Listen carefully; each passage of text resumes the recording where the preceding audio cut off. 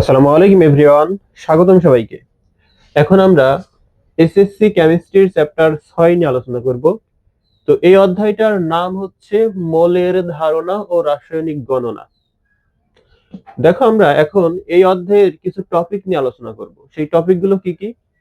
আমরা প্রথমে কথা বলবো মোল নিয়ে, দেন কথা বলবো অণুর আণবিক ভর কিভাবে নির্ণয় করতে হয় সেটা নিয়ে, দেন কথা বলবো গ্যাসের মোলার আয়তনটা কি সেটা নিয়ে, দেন কথা বলবো মোলার দ্রবণ বলতে কি বোঝায় সেটা নিয়ে, দেন আমরা কথা বলবো W equal to S M V ভাগ 1000 এই সূত্রটা নিয়ে, দেন যৌগে মৌলের শতকরা সংযুতি কিভাবে নির্ণয় করতে হয় সেটা নিয়ে আলোচনা করব।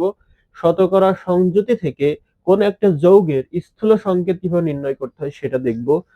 শতকরা সংযুতি থেকে কোন একটা যৌগের আণবিক ভর কিভাবে নির্ণয় করতে হয় সেটা দেখব, এবং আণবিক সংকেত থেকে কিভাবে স্থূল সংকেত নির্ণয় করতে হয় সেটা দেখব।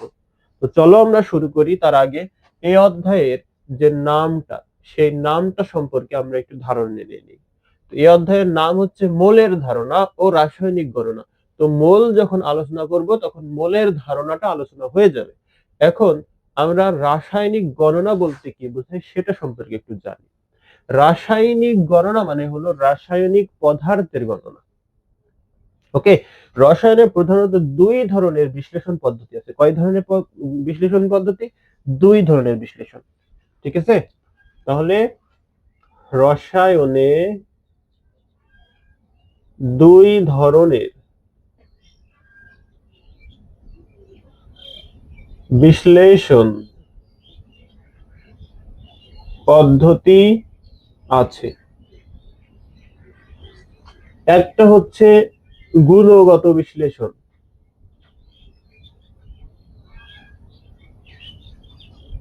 গুণগত বিশ্লেষণ। দুই নাম্বার হচ্ছে পরিমাণগত বিশ্লেষণ, পরিমাণগত বিশ্লেষণ। তাহলে একটা হলো গুণগত বিশ্লেষণ আর একটা হচ্ছে পরিমাণগত বিশ্লেষণ। এখন গুণগত বিশ্লেষণ কি? গুণগত বিশ্লেষণ হলো কোন একটা রাসায়নিক পদার্থের যে গুণগুলো আছে সেইগুলো বিশ্লেষণ করা। ওকে, যেমন কোন একটা রাসায়নিক পদার্থ, সেটা দেখতে কেমন, সেটা কি কালো নাকি সাদা নাকি হলুদ, কেমন সে দেখতে আসলে। তারপরে তার স্বাদটা কেমন, সেটা কি টক নাকি মিষ্টি নাকি তিতো, কেমন সে। তারপরে তার আহ, যে প্রকৃতি সেটা কেমন, সেটা কি তরল নাকি গ্যাসীয় নাকি কঠিন। এগুলো হচ্ছে আমাদের গুণগত বিশ্লেষণ অন্তর্ভুক্ত। আর পরিমাণগত বিশ্লেষণ কি? কোনো একটা রাসায়নিক পদার্থ, সেটা কি পরিমাণ আছে, কত গ্রাম আছে, বা কত মোল আছে, বা কত লিটার আছে, বা কত ঘনমাত্রায় আছে, এগুলোই হচ্ছে আমাদের পরিমাণগত বিশ্লেষণ। ওকে, এই পরিমাণগত বিশ্লেষণই মূলত এই রাসায়নিক পদার্থের গণনা। গণনা মানে কি? কোনো কিছু গোনা, আর গোনা মানে কি? একটা পরিমাণ হিসাব করা, তাই না? তার মানে কি, এই পরিমাণগত বিশ্লেষণই আসলে রাসায়নিক গণনা। ওকে, এখন আমরা মেইন আলোচনায় চলে যাই। দেখো, মোল আছে প্রথমে। কি আছে? মোল। তাহলে আমাদের এখন আলোচনার বিষয় হচ্ছে মোল। আমরা ভর পরিমাপের একক কি জানি? ভর পরিমাপের একক জানি হচ্ছে কেজি, তাই না? গ্রামও হয়, আরো আছে। আয়তন পরিমাপের একক কি জানি? লিটার জানি, মিটার কিউব জানি, আরো আছে, আর লিখলাম না। চাপ পরিমাপের একক কি জানি? অ্যাটমসফিয়ার আছে, তারপরে নিউটন পার মিটার স্কয়ার আছে, আরো আছে। ঠিক একইভাবে এই যে রাসায়নিক গণনা কাদের করা হয়? রাসায়নিক পদার্থের। ঠিক রাসায়নিক পদার্থ পরিমাপের একটা একক আছে, সেটা হচ্ছে আমাদের মোল। তাহলে মোলটা কি? মোলটা হলো রাসায়নিক পদার্থ পরিমাপের একক, পরিমাপের একক সমান কি? মোল। ওকে, এখন দেখো আমরা ছোট থেকে জানি যে 12টি সমান 1 ডজন, তাই না? এটা তো জানি আমরা। আবার 4টি সমান 1 হালি। তুমি কিন্তু বলতে পারবা না যে 13টি সমান 1 ডজন অথবা 11টি সমান 1 ডজন, তোমার বলতে হবে 12টি সমান 1 ডজন। ঠিক একইভাবে তুমি বলতে পারবা না যে 5টি সমান 1 হালি বা 3টি সমান 1 হালি, তোমার বলা লাগবে 4টি সমান 1 হালি। তাহলে এইগুলো কি? এই যে 4, এই যে 12টি, এগুলো কি ধ্রুবক সংখ্যা। ঠিক একইভাবে এই মোল সমানও একটা পরিমাণ আছে। ঠিক আছে, আমরা এখন যদি বলি এখানে যে 12টি অণু বা পরমাণু সমান 1 ডজন অণু বা পরমাণু, তাই তো? অণু বা পরমাণু যে কোনো একটা, এটা আমরা বলতে পারি, অবশ্যই বলতে পারি। 12টি কলম সমান যদি 1 ডজন কলম হয়, তাহলে 12টি অণু সমান 1 ডজন অণু, অথবা 12টি পরমাণু সমান 1 ডজন পরমাণু। ঠিক একইভাবে আমরা বলতে পারবো যে 6.023 ইন্টু 10⁻23টি অণু বা পরমাণু সমান হচ্ছে 1 মোল অণু বা পরমাণু। ওকে, তাহলে 1 মোল অণু বা পরমাণু সমান কতটি অণু বা পরমাণু? 1 মোল অণু সমান 6.023 ইন্টু 10⁻23টি অণু। আবার 1 মোল পরমাণু সমান 6.023 ইন্টু 10⁻23টি পরমাণু। ক্লিয়ার? এখন আমাদের এই অণু আর পরমাণুটা সম্পর্কে একটু জানতে হবে যে এই অণু কি আর এই পরমাণু কি। পরমাণু হলো অণুর ক্ষুদ্রাংশ, আবার অণু হলো একাধিক পরমাণু মিলিত হয়ে যেটা গঠিত হয়। তাহলে আমরা যদি একটু মনে রাখার মতো করে বলি, তাহলে এটা হচ্ছে এককভাবে থাকবে। ওকে, আর এখানে হচ্ছে একাধিক একাধিক যুক্ত থাকবে। এককভাবে যে মৌলগুলো আছে সেগুলো কেমন? Nitrogen, hydrogen, oxygen, calcium, sulphur, phosphorus, sodium, chlorine, এগুলো সবই কি একা একা আছে। দেখো, এখানে শুধুমাত্র একটাই নাইট্রোজেন, এখানে শুধুমাত্র একটাই হাইড্রোজেন, এখানে শুধুমাত্র একটাই অক্সিজেন, এখানে শুধু একটাই ক্যালসিয়াম, একটাই সালফার, একটাই ফসফরাস, একটাই সোডিয়াম, একটাই ক্লোরিন। এগুলো কিন্তু সবাই একা একা আছে, তো এগুলো সবাই পরমাণু হবে। আর যদি একাধিক থাকে, যেমন লিখলাম নাইট্রোজেন, হাইড্রোজেন, তারপরে হচ্ছে অক্সিজেন, পানি, তারপর H2SO4, তারপরে লিখলাম সোডিয়াম হাইড্রক্সাইড,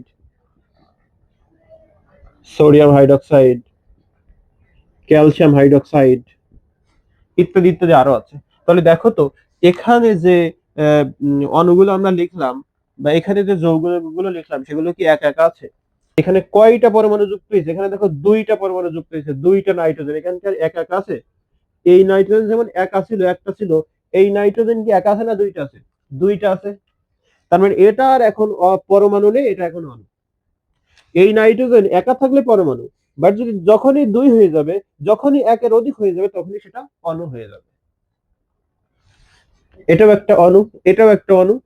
এখানে দেখো 2টা হাইড্রোজেন আর একটা অক্সিজেন, তাহলে কয়টা পরমাণু যুক্ত হয়েছে? 3টা পরমাণু যুক্ত হয়েছে। তাহলে কি একটা আছে না? একটা আছে কি? একটা কিন্তু নেই, ওখানে 3টা আছে, তাহলে এটাও কি একটা, এটাও একটা অণু। একইভাবে দেখো, এখানে দেখো, এটাও একটা অণু। কারণ কি, এখানে পরমাণু কয়টা আছে দেখো, 2টা, 3টা আর 4টা, কয়টা হয়? 7টা। এখানে টোটাল 7টা পরমাণু আছে। একা তো নেই, একা থাকলে সেটা অণু হতো, পরমাণু হতো, বাট একা তো নেই, একাধিক আছে, তাহলে এটা কি হবে? একটা অণু হবে। ঠিক একইভাবে এইটাও এইটাও, ঠিক একইভাবে এইটাও এইটাও। ওকে, তাহলে এই ছিল আমাদের অণু আর পরমাণু। এখন তোমার পরীক্ষায় যদি বলে যে আহ, এক মোল এক মোল অক্সিজেন সমান, এক মোল অক্সিজেন পরমাণু সমান কতটি অক্সিজেন পরমাণু।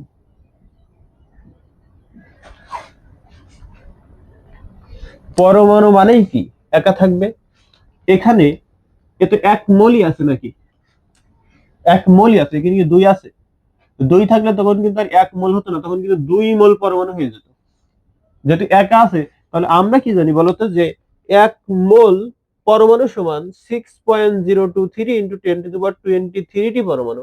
তাহলে এই অক্সিজেনও যেহেতু একটা পরমাণু, তাহলে আমরা লিখবো যে এক মোল অক্সিজেন পরমাণু সমান 6.023 ইন্টু 10⁻23 অক্সিজেন পরমাণু। এটা অবশ্যই লিখতে পারবো। এখন তুমি এই পরমাণু না লিখে তুমি যদি শুধু অক্সিজেন দাও তাও হবে। কারণ কি, এই অক্সিজেন তো একটা অণু, পরমাণু।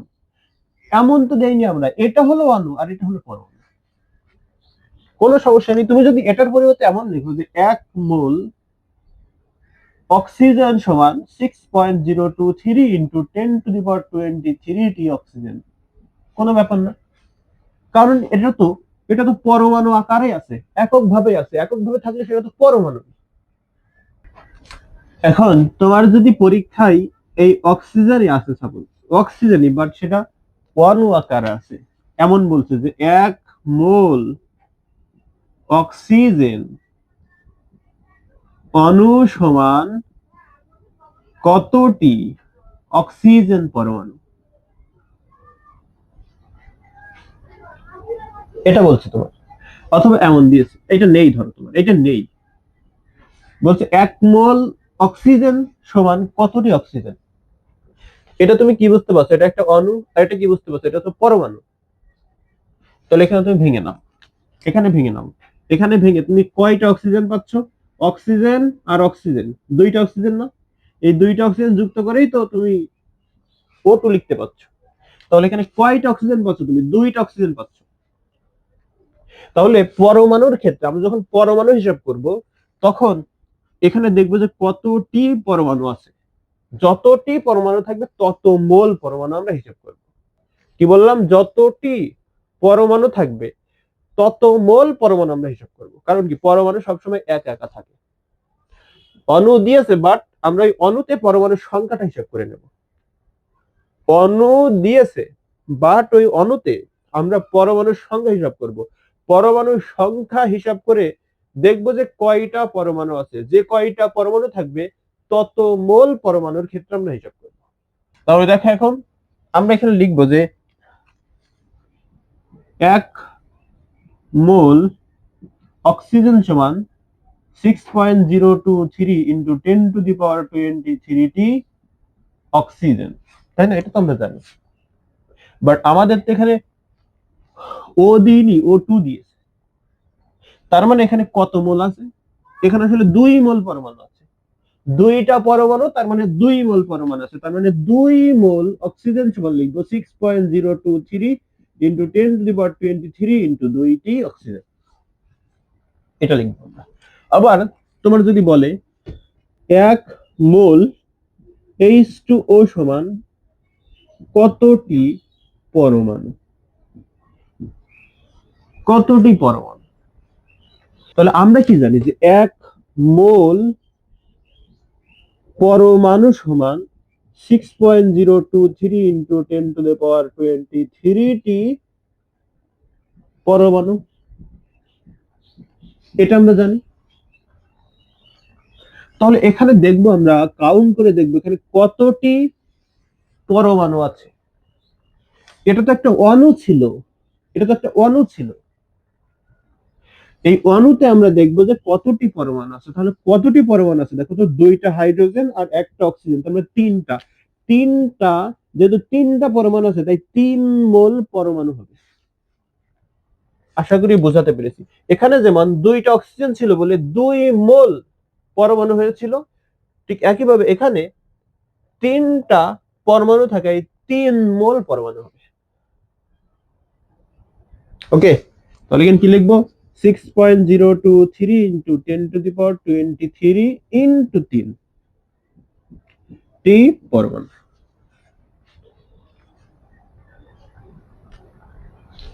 এখন যদি তোমার এমন হয় যে 1 মোল পানি সমান কতটি পানি, পরীক্ষায় যদি প্রশ্ন এমন হয়, তাহলে তুমি কি এইভাবে হিসাব করবা? আগে যেভাবে হিসাব করলে, এই যে এটা আর এটা, এইভাবে হিসাব করবা? এ তো তুমি পরমাণুর ক্ষেত্রে হিসাব করেছো।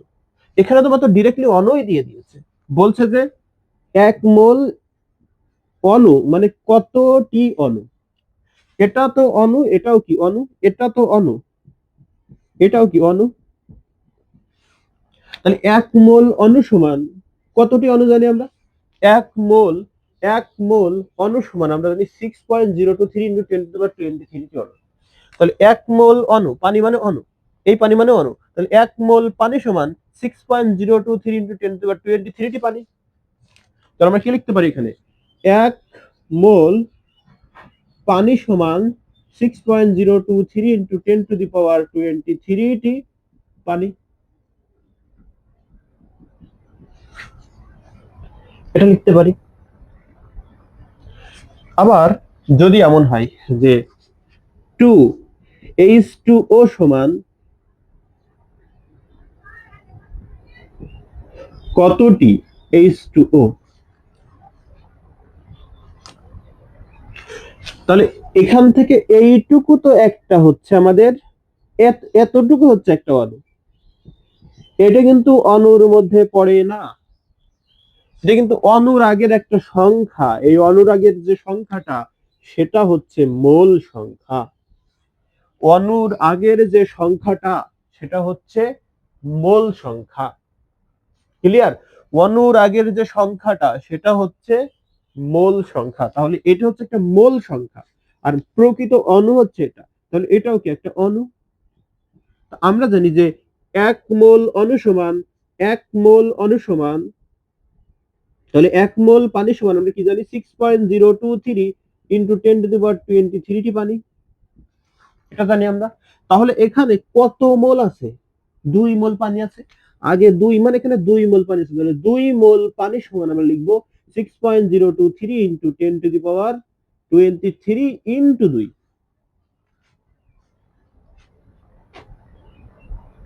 ক্লিয়ার বিষয়টা? এখন আমরা যদি কোনো একটা পরমাণুর পারমাণবিক ভরকে অথবা অণুর আণবিক ভরকে গ্রামে প্রকাশ করি, তবে যে পরিমাণটা পাবো সেটাও আবার 1 মোলের সমান। ঠিক আছে, তাহলে সেটা আমরা একটু দেখি।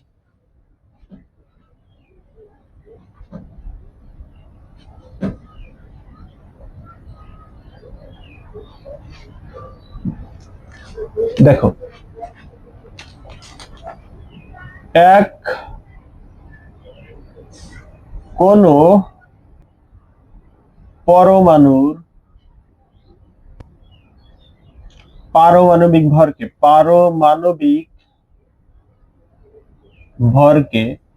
অথবা অণুর আণবিক ভরকে গ্রামে প্রকাশ করলে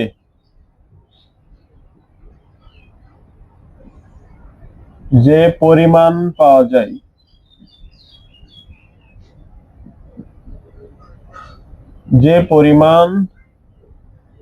পাওয়া যায় তা হচ্ছে 1 মোল। এখানে তোমাদের অনেকের কনফিউশন হয় যে পারমাণবিক ভর আর এই আণবিক ভর, এই দুইটা জিনিস কি? পারমাণবিক ভর বা আণবিক ভর একই, শুধুমাত্র অণুর ক্ষেত্রে বলা হয় আণবিক ভর, আর পরমাণুর ক্ষেত্রে বলা হয় পারমাণবিক ভর। এতটুকুই পার্থক্য, আর কোনো পার্থক্য নেই। নির্ণয় করার সিস্টেমও একই। এই যে আণবিক ভর আর এই পারমাণবিক ভর নির্ণয় করার সিস্টেমও একই। ওকে, যদি এখানে বলি যে অক্সিজেন, আর লিখলাম অক্সিজেন অণু। এটা কি অক্সিজেন পরমাণু, কারণ কি একা আছে। এটা হলো অক্সিজেন অণু, কারণ কি এখানে দুইটা অক্সিজেন আছে। তাহলে এর যদি তুমি আণবিক ভর, পারমাণবিক ভরটা হিসাব করো, তাহলে দেখো তো এখানে এই অক্সিজেনের যে পারমাণবিক ভর সেটা কত, 16। কয়টা আছে, একটা আছে, তাই এক দ্বারা গুণ, তার মানে কত হয়, 16। আবার এখানে দেখো এই অক্সিজেন পরমাণুর যে পারমাণবিক ভর সেটা কত, 16। কয়টা আছে, দুইটা আছে, তাই দুই দ্বারা গুণ, তাহলে কত হয়, 16 × 32।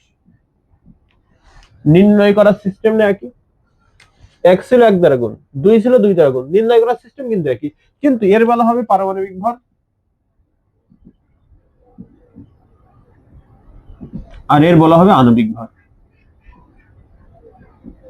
কেন, কারণ এটা পরমাণুর ক্ষেত্রে হিসাব করা হয়েছে, আর এটা হলো অণুর ক্ষেত্রে হিসাব করা হয়েছে, সেই জন্য এটা আণবিক ভর আর ওটা হলো পারমাণবিক ভর। ওকে, তাহলে এখন কি বলা হচ্ছে, কোন অণুর, কোন পরমাণুর পারমাণবিক ভর অথবা কোন অণুর আণবিক ভরকে যদি আমি গ্রামে প্রকাশ করি, তাহলে যেটা পাওয়া যাবে সেটাও কি হবে, একমূল হবে। তাহলে বিষয়টা কেমন, বিষয়টা হচ্ছে অণুর আণবিক ভর অথবা পরমাণুর পারমাণবিক ভর সমান হচ্ছে 1 মোল। এটা আমরা বলতে পারি। কারণ কি, কারণ বলা হচ্ছে কি, কোন পরমাণুর পারমাণবিক ভরকে অথবা আণবিক ভরকে গ্রামে প্রকাশ করলে যেটা পাওয়া যাবে, পারমাণবিক ভর অথবা আণবিক ভরকে গ্রামে প্রকাশ করে যেটা পেলাম সেটাই কি, সেটাই হচ্ছে আমাদের, সেটাই হচ্ছে 1 মোল। তাহলে সেটা সমান কত হবে, 1 মোল হবে। এখন দেখো আমরা আবার জানি 1 মোল অণু বা পরমাণু সমান 6.023 ইন্টু 10⁻23 অণু বা পরমাণু। তো এটাও কি, অণুর ক্ষেত্রে যদি হিসাব করি তাহলে 1 মোল অণু, পরমাণুর ক্ষেত্রে যদি হিসাব করি তাহলে 1 মোল পরমাণু, তাই না। তাহলে এখানে লিখি, এখানে 1 মোল অণু বা পরমাণু, এটা লেখা যায়। তাহলে আবার এই 1 মোল অণু বা পরমাণু সমান কি, 6.023 ইন্টু 10⁻23 অণু বা পরমাণু। তাহলে এইটা সমান আবার কি লিখতে পারবো আমরা, এর সমান আবার লিখতে পারবো 6.023 ইন্টু 10⁻23 অণু বা পরমাণু, এটা আমরা লিখতে পারবো।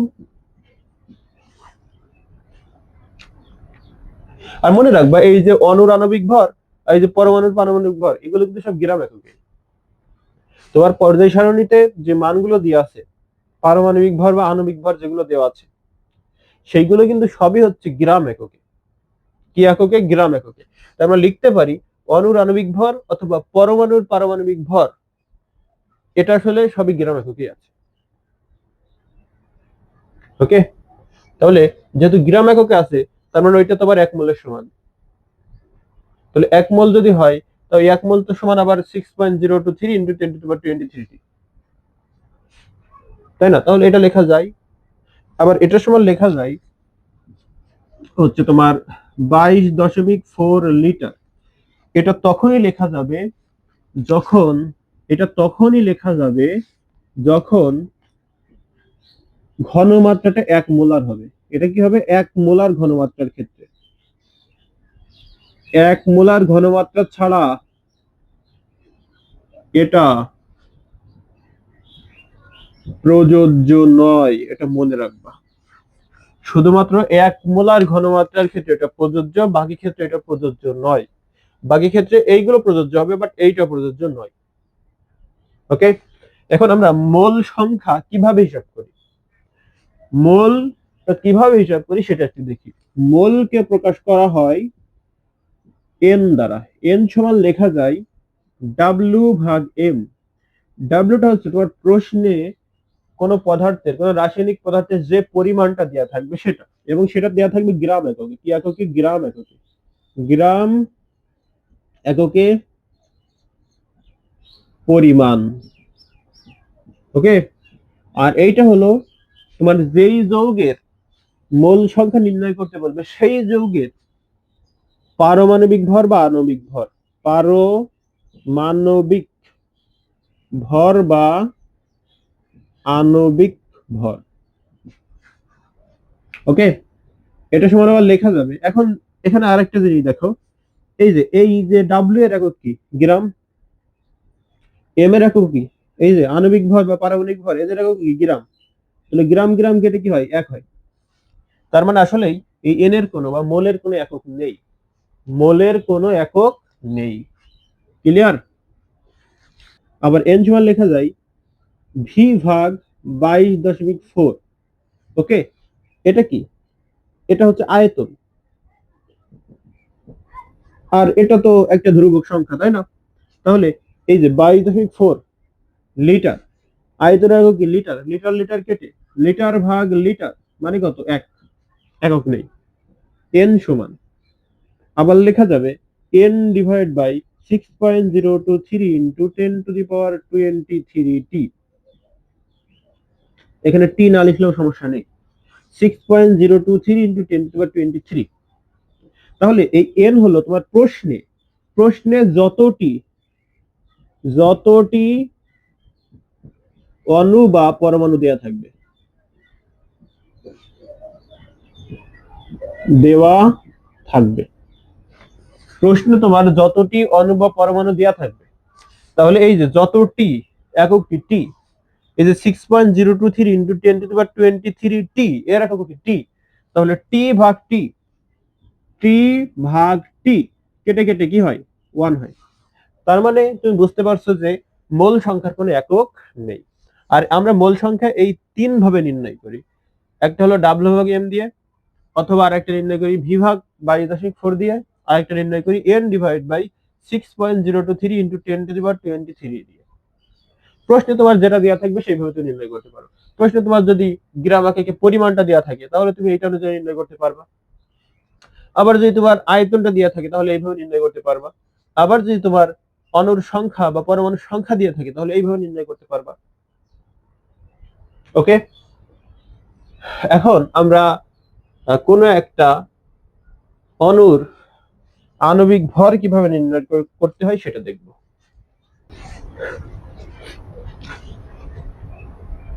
অণুর আণবিক ভর নির্ণয়।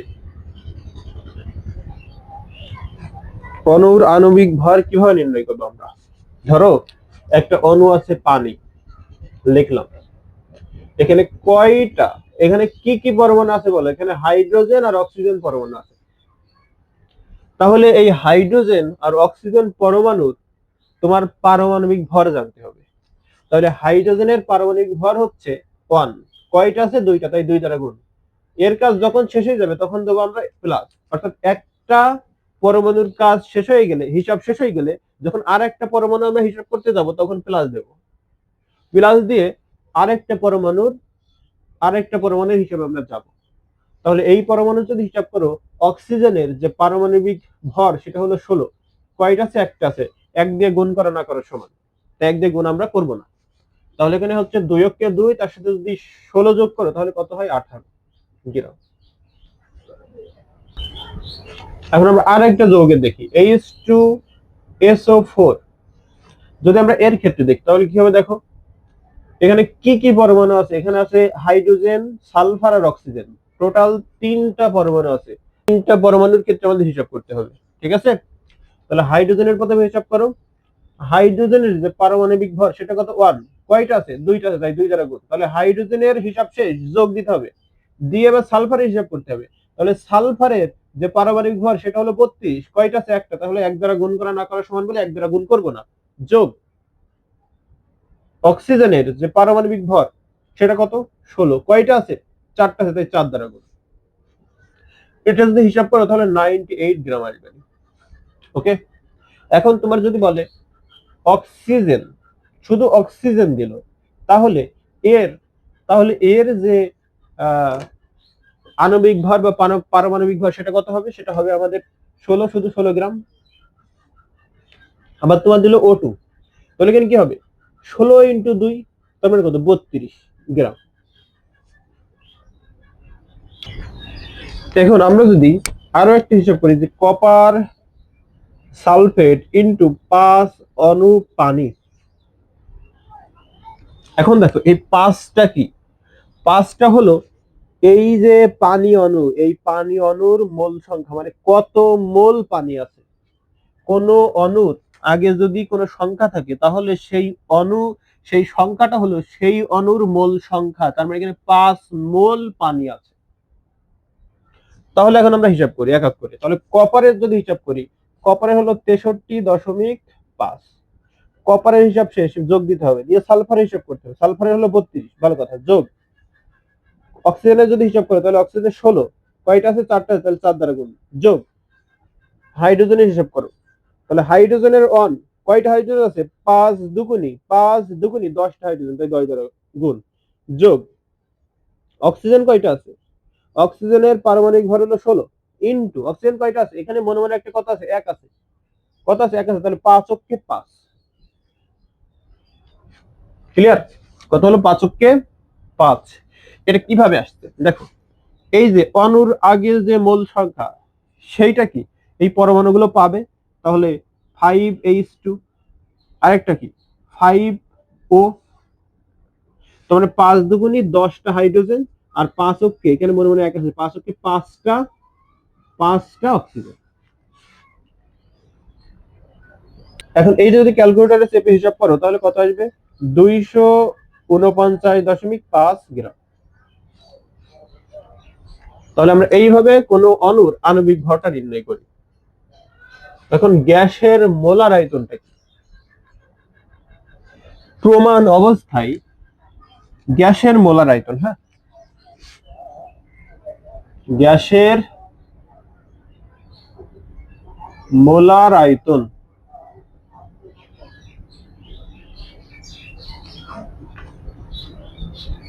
প্রমাণ অবস্থায়, প্রমাণ অবস্থায় 1 মোল গ্যাসের আয়তনকে মোলার আয়তন বলে। এখন এই প্রমাণ অবস্থা কি সেটা তোমার জানতে হবে। প্রমাণ অবস্থা হলো তাপমাত্রা থাকবে, তাপমাত্রা থাকবে 0°C এবং চাপটা থাকবে হলো 1 অ্যাটমসফিয়ার। যদি 0°C তাপমাত্রা থাকে এবং চাপটা থাকে 1 অ্যাটমসফিয়ার, তাহলে তাকে বলা হবে প্রমাণ অবস্থা। একে আদর্শ অবস্থা বলা হয়। এই কি বলা হয়? আদর্শ অবস্থা বলা হয়, আদর্শ অবস্থাও বলা হয়। তাহলে প্রমাণ অবস্থা অথবা আদর্শ অবস্থায় 1 মোল গ্যাসের আয়তনকে মোলার আয়তন বলা হবে। ঠিক আছে, এটাই হচ্ছে আমাদের গ্যাসের মোলার আয়তন। এবং এই যে প্রমাণ অবস্থায় বা আদর্শ অবস্থায়, প্রমাণ বা আদর্শ অবস্থায় কোন গ্যাসের, কোন গ্যাসের মোলার আয়তন হবে হচ্ছে 22.4 লিটার। এটা তোমরা মনে রাখবা। প্রমাণ অথবা আদর্শ অবস্থায় কোন একটা গ্যাসের মোলার আয়তন হবে 22.4 লিটার। ঠিক আছে, এখন আমরা দেখব মোলার দ্রবণটা কি। মোলার দ্রবণ, মোলার দ্রবণ নির্দিষ্ট তাপমাত্রায়, নির্দিষ্ট তাপমাত্রায় কোন, নির্দিষ্ট তাপমাত্রায় 1 লিটার দ্রবণে যদি 1 মোল দ্রবীভূত থাকে, 1 মোল দ্রবীভূত থাকে, তাহলে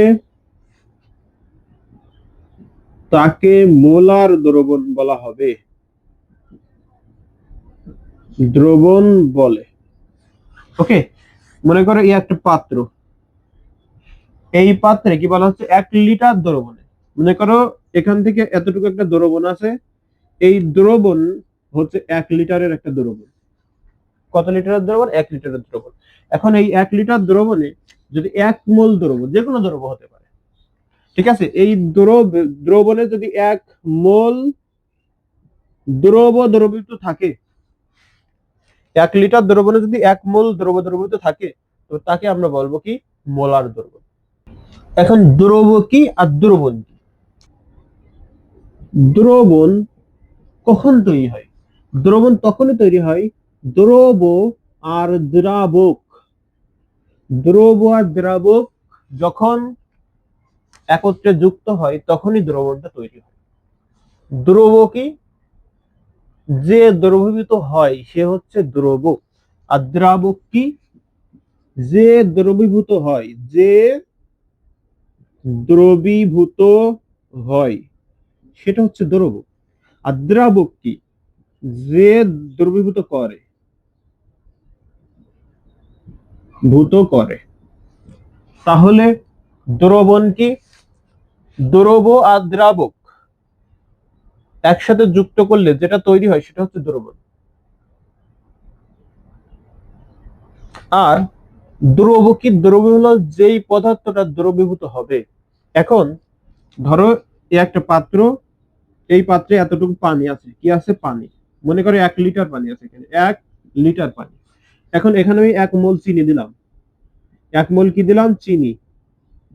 তাহলে এখানে কে দ্রবীভূত করছে? পানি দ্রবীভূত করবে না চিনিকে, নাকি চিনি পানিকে দ্রবীভূত করে? কোনটা? পানি কিন্তু চিনিকে দ্রবীভূত করে। তাহলে পানি হচ্ছে দ্রাবক, যে দ্রবীভূত করে। কে দ্রবীভূত করছে?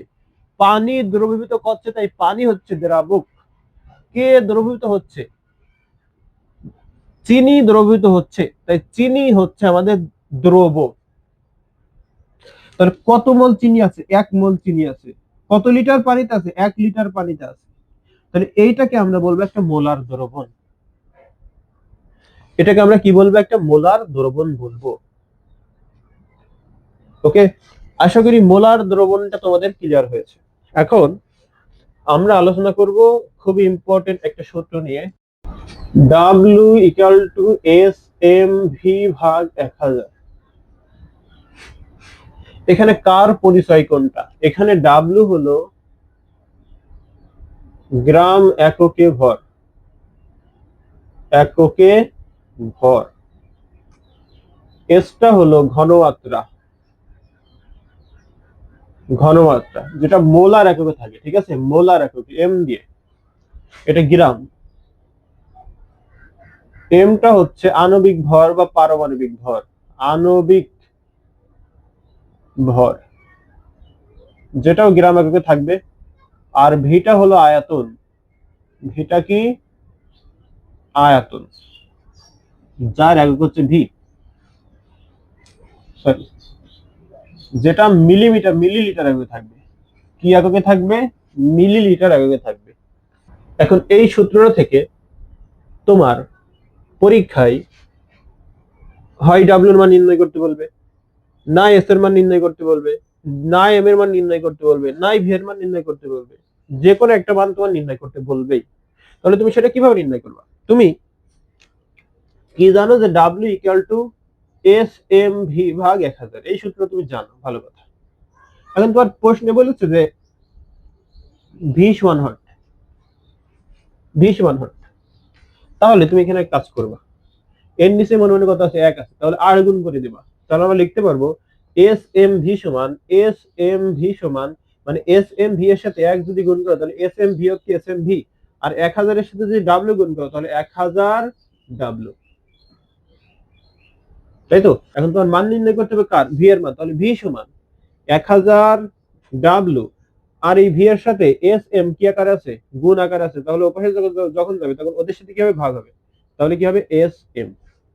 এমন একইভাবে তোমার এম এর মান নির্ণয় করতে বলতে পারে, এস এর মান নির্ণয় করতে বলতে পারে। তাহলে এইভাবে আমরা নির্ণয় করব। এখন আপাতত তোমার এতটুকু জানলেই হচ্ছে, কারণ এটা হচ্ছে আমাদের বেসিক আলোচনা।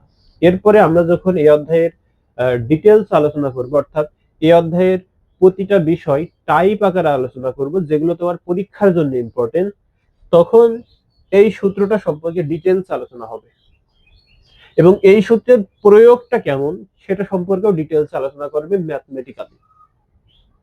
ওকে, এখন আমরা আলোচনা করব যৌগে মৌলের শতকরা সংযুতি কিভাবে নির্ণয় করতে হবে। আমাদের প্রথমে জানতে হবে যে যৌগে মৌলের শতকরা সংযুতিটা কি। মানে একটা যৌগে শতকরা মানে কত, 100। একটা যৌগে 100% মধ্যে একটা যৌগ তার একটা মৌল দিয়ে গঠিত হয় না, তাই না? ধরো এরকম আছে যে H2O, এটা একটা যৌগ। তো এই যৌগ কয়টা মৌল নিয়ে গঠিত হয়েছে? দুইটা। এই যে অক্সিজেন আর হাইড্রোজেন, কয়টা মৌল? দুইটা মৌল। আর কয়টা পরমাণু? তিনটা পরমাণু। মৌল কিন্তু দুইটা, বাট পরমাণু কয়টা? তিনটা। তাহলে দেখতে হবে যে হাইড্রোজেন যে মৌলটা, এই মৌলটা এই যৌগের ভিতরে 100%-এর মধ্যে কতটুকু আছে। আবার অক্সিজেন পরমাণুটা এই যৌগের 100%-এর মধ্যে কতটুকু আছে। এটাই হলো যৌগে মৌলের শতকরা সংযুতি। ওকে, তাহলে যৌগে মৌলের শতকরা সংযুতিটা কি? যৌগে মৌলের শতকরা সংযুক্তি হচ্ছে কোন যৌগের 100%-এর মধ্যে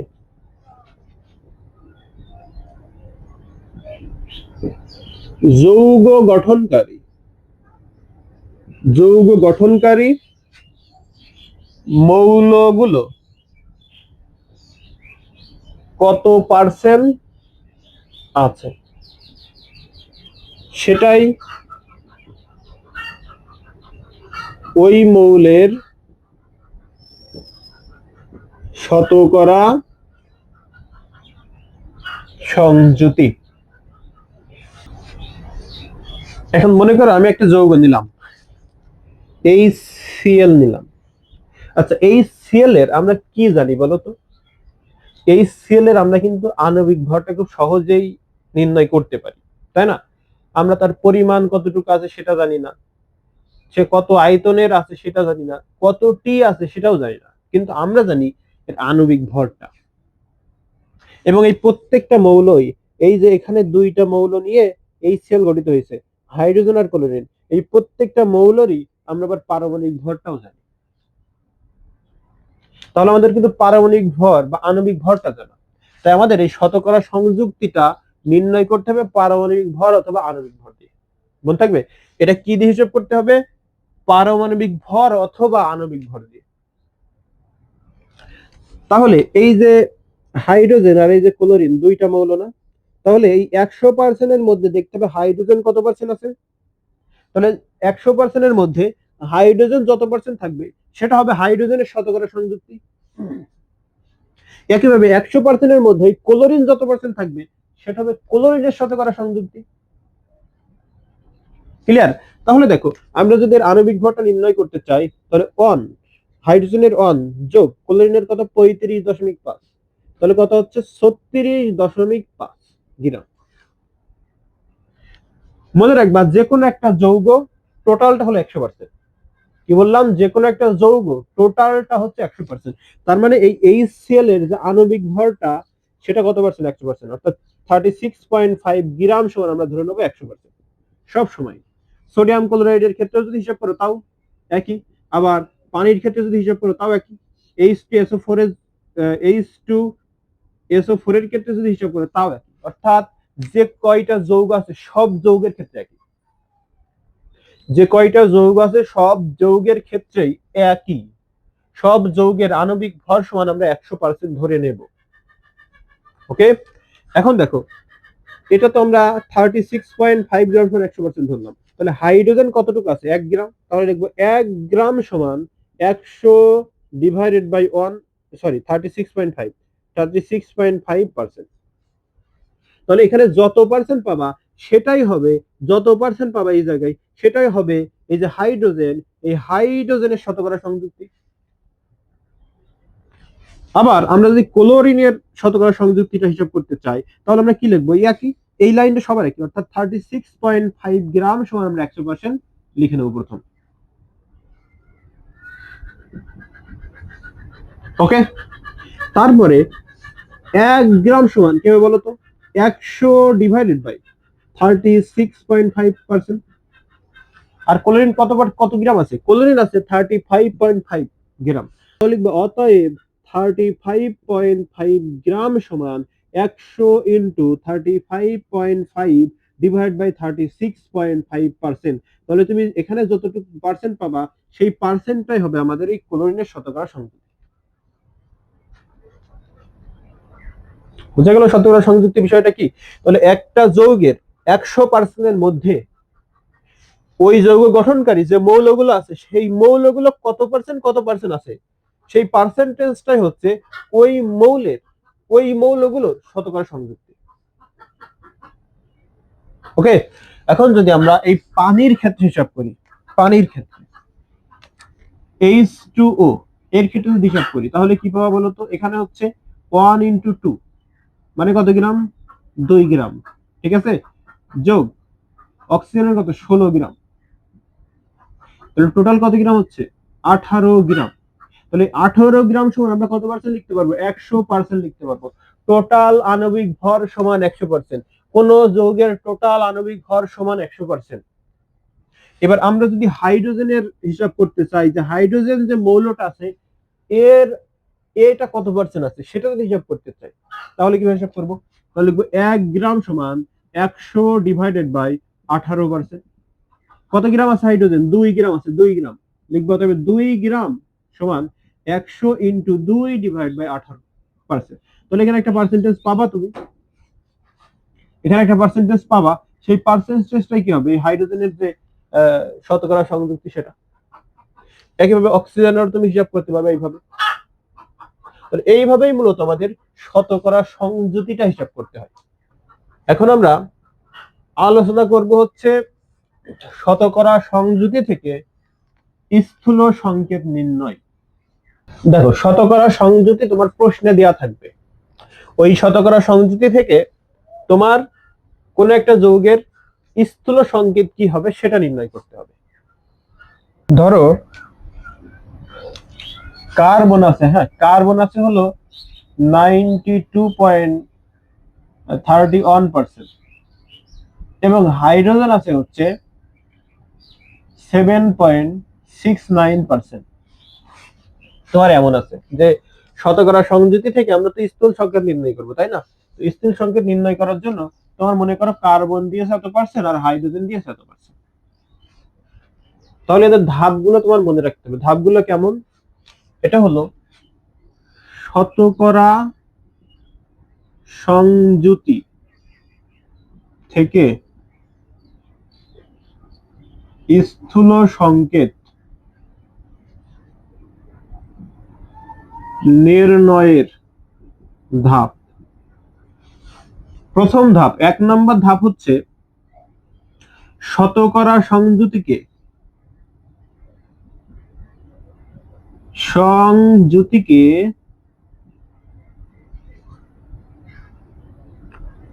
উক্ত মৌলের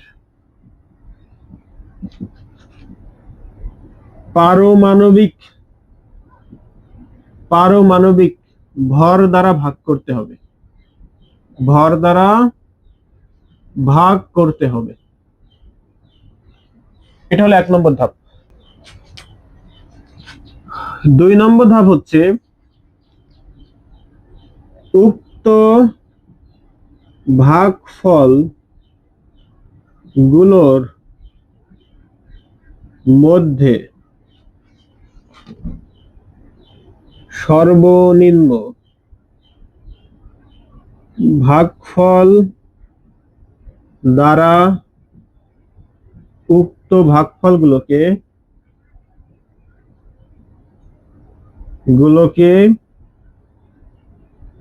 ভাগ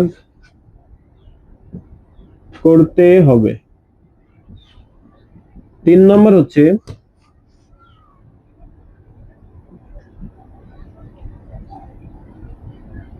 ভাগ করার পরে যে পূর্ণ সংখ্যাগুলো পাওয়া যাবে,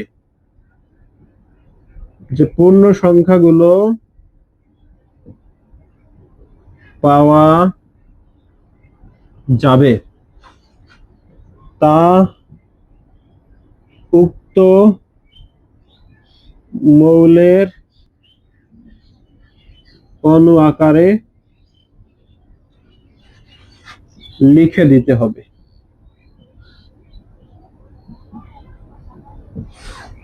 ধাপ হচ্ছে টোটাল তিনটা। এই তিনটা ধাপের মাধ্যমে আমরা কোনো একটা যৌগের স্থূল সংকেত নির্ণয় করতে পারবো শতকরা সংযুতি থেকে। তাহলে তোমার দেয়া ছিল কি, কার্বন ছিল 92.31%, আর হাইড্রোজেন ছিল কত, 7.69%। তাহলে এদের যে শতকরা সংযুতি, প্রথম ধাপটা কি, শতকরা সংযুক্তিকে উক্ত মৌলের পারমাণবিক ভর দ্বারা ভাগ করতে হবে। তাহলে এর ক্ষেত্রে কি হবে দেখো তো, কার্বনের ক্ষেত্রে কি হবে, 1 নম্বর ধাপ।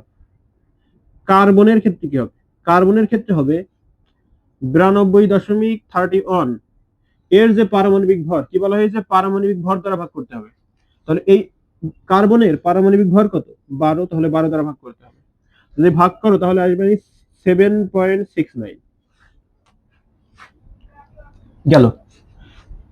এবার এটা ওরা ভাগ করো, তাহলে এখানে কি হবে, হাইড্রোজেনের ক্ষেত্রে কি হবে, হাইড্রোজেনের যে তোমার শতকরা সংযুতি সেটা কত আছে, 7.69, ভাগ করতে হবে কি, এর যে পারমাণবিক ভর সেটা দিয়ে। তাহলে হাইড্রোজেনের পারমাণবিক ভর কত, 1, তাহলে 1 দ্বারা ভাগ করো, তাহলে কত হয়, 7.69 হয়।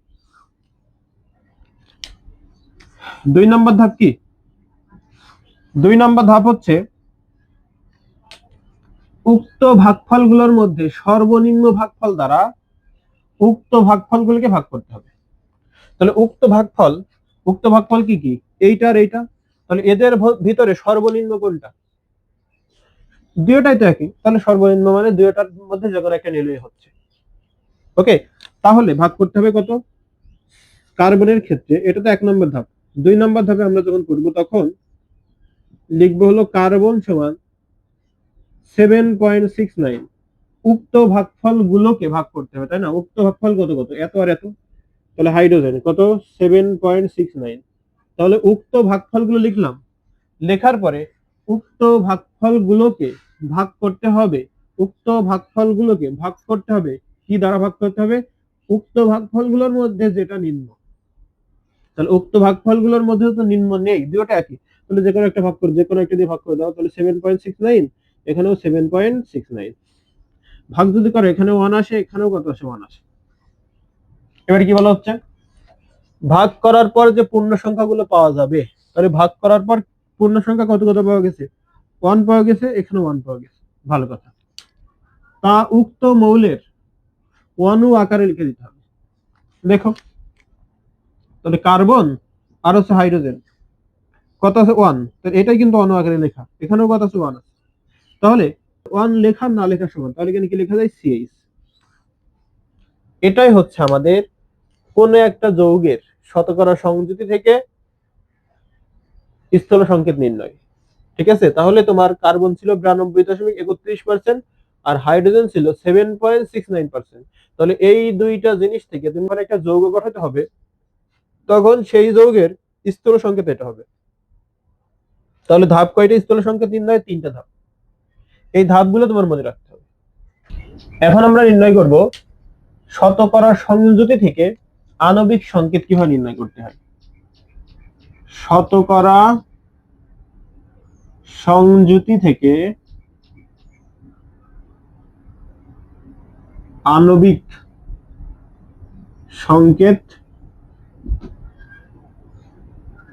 সংকেত নির্ণয়। ওকে, তাহলে আমাদের শতকরা সংযুতি থেকে আণবিক সংকেত নির্ণয় করতে হলে আগে স্থূল সংকেতটা নির্ণয় করা লাগবে। কি বললাম, আগে স্থূল সংকেতটা নির্ণয় করা লাগবে। এবং তোমার প্রশ্নে এর সাথে আরেকটা জিনিস অ্যাড করে দিবে, সেটা হচ্ছে যৌগের আণবিক ভরটা দিয়ে দিবে ওরা, দিয়ে দিবে। তো আণবিক ভরটা মনে করে দিয়ে দিয়েছে 78 গ্রাম।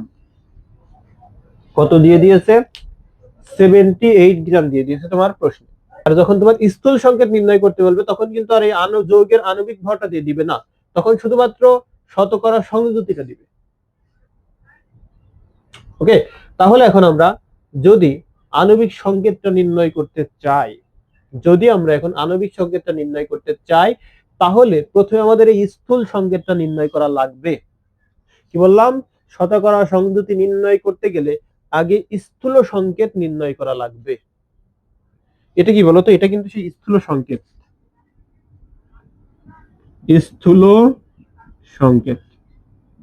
ওকে, এর পরের ধাপটা হচ্ছে আণবিক সংকেত সমান স্থূল সংকেত এন, এরকম।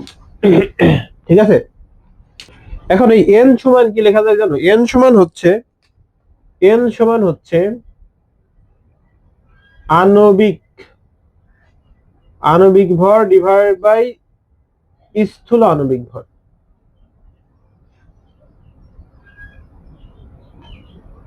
স্থূল আণবিক ভর, তাই স্থূল আণবিক ভর আমরা কিভাবে পাবো? স্থূল সংকেত থেকে পাবো। সেই জন্যই মূলত আমাদের এই স্থূল আণবিক সংকেতটা আগে নির্ণয় করতে হবে। দেন আমরা যদি এখানে মানটা বসিয়ে দিই তাহলে খুব সহজেই এন এর মান পেয়ে যাব, এবং এন এর মান পেয়ে গেলে আমরা খুব সহজেই আণবিক সংকেতটা পেয়ে যাব। তাহলে দেখো কি হয়, আণবিক ভরটা কত দেওয়া ছিল প্রশ্নে?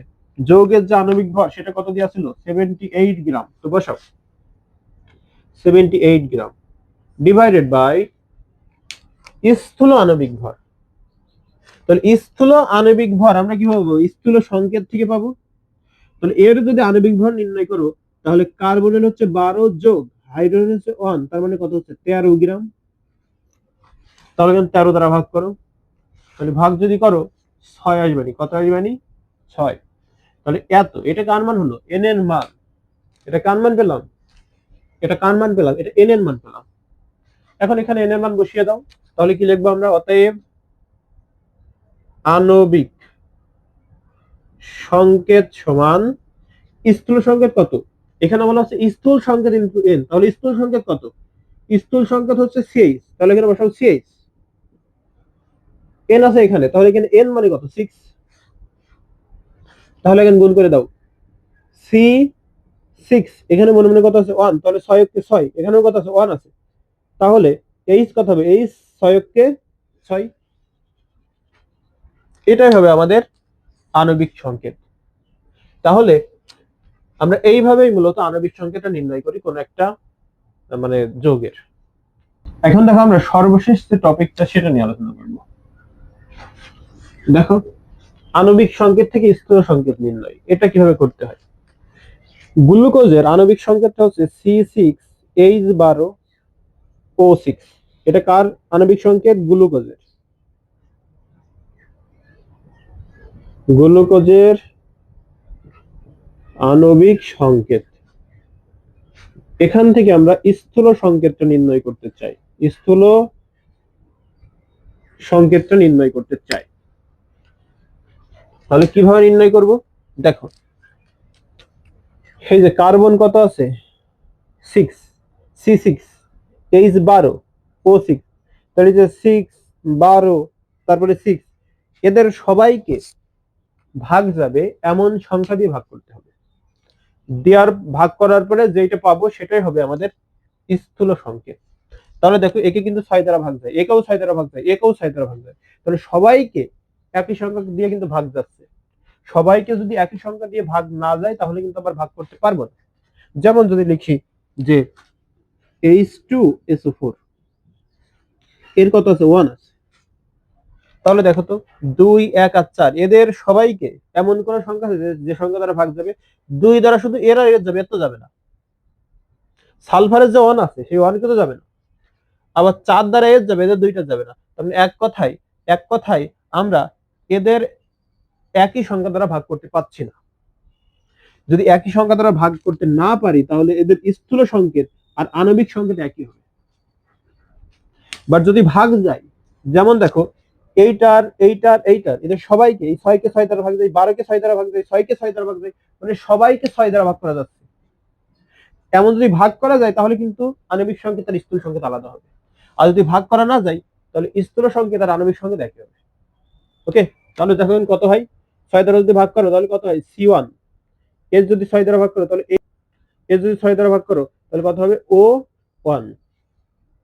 তাহলে 1 আর 1 লেখা না লেখা সমান, তাহলে লেখা যায় CH2O, এমন লেখা যায়। তাহলে এটাই হচ্ছে আমাদের স্থূল সংকেত, এটা কি আমাদের গ্লুকোজের স্থূল সংকেত।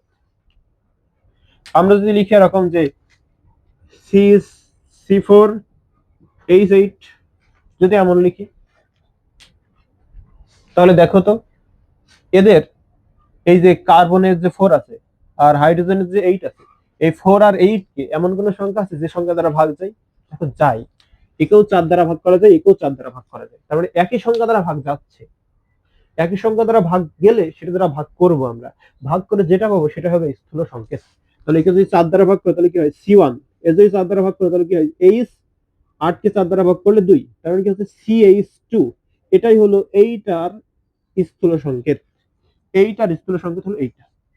তবে স্থূল সংকেত হলো যত ছোট করা যায়, অর্থাৎ পরমাণু সংখ্যা যত বেশি কম করা যায়। কি বললাম? স্থূল সংকেত হলো যত বেশি পরমাণুর সংখ্যা কম করা যায় আণবিক সংকেত থেকে, সেটাই হলো স্থূল সংকেত। তারপরে যদি আমি লিখি ক্যালসিয়াম হাইড্রোক্সাইড, তার মানে কি বলতো? এখানে এখানে এরকম হয় কিন্তু Ca আমরা যদি একটু ভাঙি তাহলে O2H2, তাই না? তাহলে একটু দেখো তো, এখানে একটু দেখো, এখানে কত আছে? 1 আছে, এখানে 2 আছে, এখানেও 2 আছে। তো 2 দ্বারা কি সবার ভাগ যাচ্ছে? এর তো 2 দ্বারা ভাগ যায় না, 1 এর তো 2 দ্বারা জীবনেও ভাগ যায় না। তার মানে এদের তুমি কোন সংখ্যা দ্বারা ভাগ করতে পারবা না, একই সংখ্যা দ্বারা ভাগ করতে পারবা না। একই সংখ্যা দ্বারা যদি ভাগ করতে না পারো তাহলে সেই ক্ষেত্রে স্থূল সংকেত আর আণবিক সংকেত এক হবে। আর যখনই তুমি ভাগ করতে পারবা তখন হবে সেটা স্থূল সংকেত, আণবিক সংকেত আলাদা। আশা করি বোঝাতে পেরেছি।